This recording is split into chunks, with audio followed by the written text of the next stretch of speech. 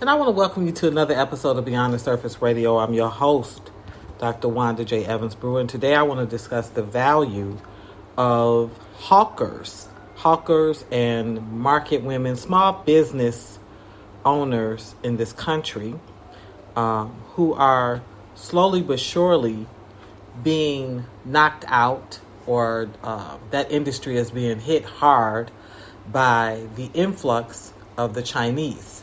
So someone mentioned earlier today, and this is how they expressed it. They said if the Ghanaians do not begin to build industry in Ghana, the Chinese will be shutting down the local markets here. This person said, I just went to the new China Mall in Katusi. The prices are cheaper than the local merchants. It's going to put a lot of Ghanaians out of work, a lot. And I'm going to tell you something, I have to agree that the Chinese are very savvy in the way that they come into a country and make deals with the politicians and local leaders in order to get deep footing in the country. So these China malls, these type of industries are popping up everywhere.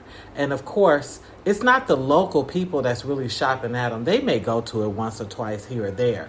It's really for the outsiders. It's for folks like me who might be looking for this or that. And so it's easier to go to a one-stop shop where the prices are posted and upfront. You can get everything that you want, everything from food to a television to a little table for knickknacks to set your knickknacks on. It's all right there. Now listen, anything that the Chinese make, for the most part, this is my experience as an American, genuinely is subpar. Now that's not to speak of other Asian groups, but when we have a joke, we know when it comes out of China, it's not going to be of great quality, which is exactly the opposite with the market people here.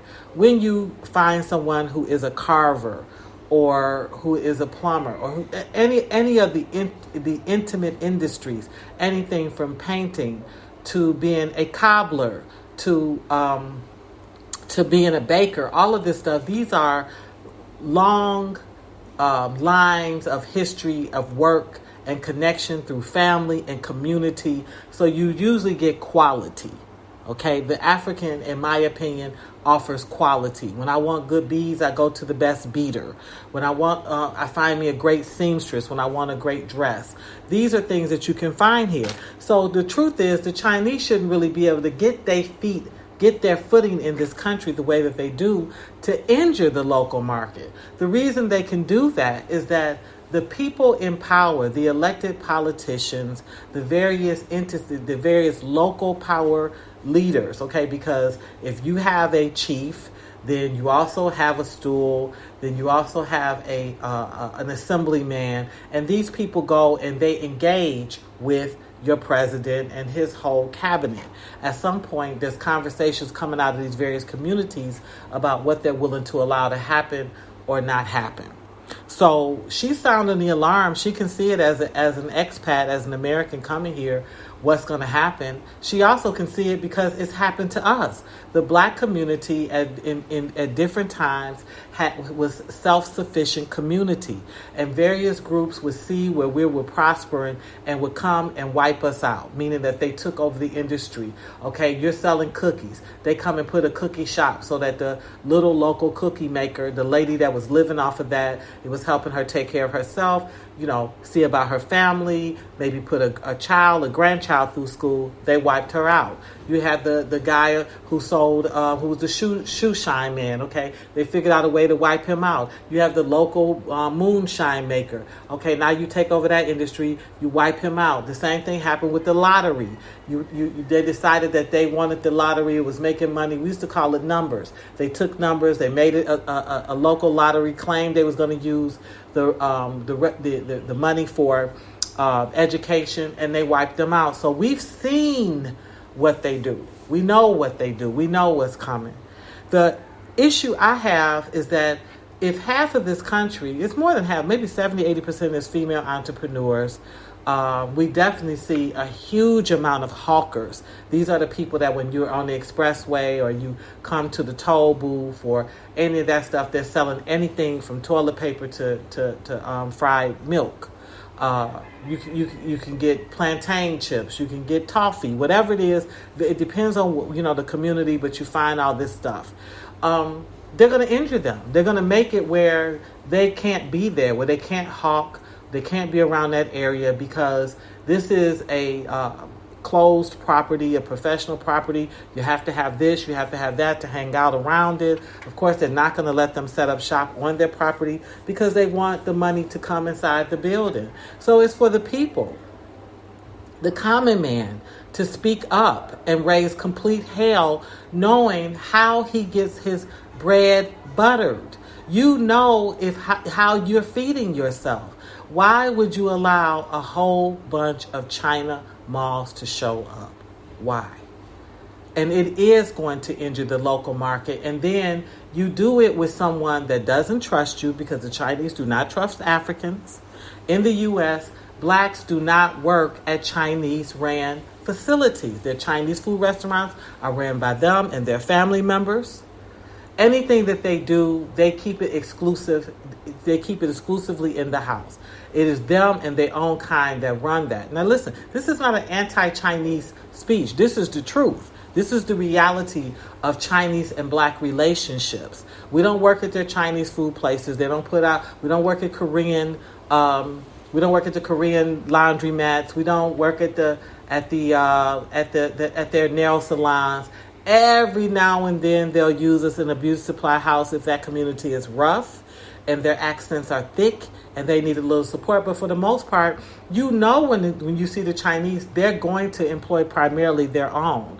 So why would you continue to extend these relationships knowing that you're going to injure not only the local market, but the hawkers, but the independent contractors who are primarily women?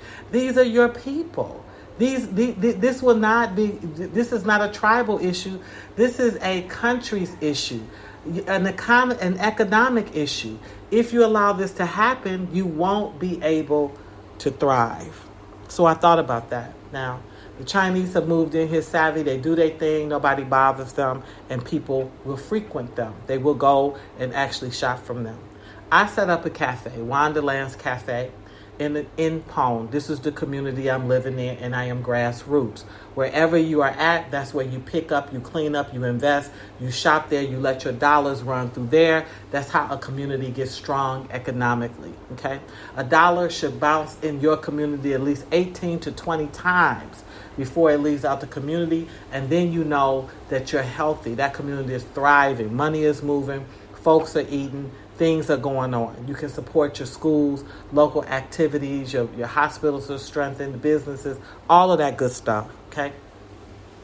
When I had my cafe, even though I established a park, donated clothes, set up skates and scooters for the youth, I've taught, I've taught, I've helped with a couple of emergency funds. The girl was injured, needed money to go to the doctor because her leg got cut. I helped with that. All this good stuff. I'm not even get into the laundry list of philanthropy. When I opened the shop, Sobolo, iced coffee, banana splits, lots of local things, okay? I kept the prices sensitive to the locals. They didn't come. The children came and supported me when they had a few bucks, but they didn't come. And it became where I was spending more to keep my shop open than I was bringing in. So I made a decision. I said, I already had all these toys and all these wonderful learning aids, manipulative. So I opened the shop on the weekend for the children to come and engage, and I stopped selling. Okay, I stopped selling my tea and my coffee and my infused water and all that good stuff. They wouldn't support it. And these are people I spoke to who've been friendly with me, who I've been kind to, did not support it. There was a few from the brothel, a couple of regular prostitutes. There was a few just kind of nice guys in the area, but for the most part, they didn't support it. And this has been an ongoing theme from blacks that I've heard, where when you're trying to establish a business here and with the natives, they're resistors.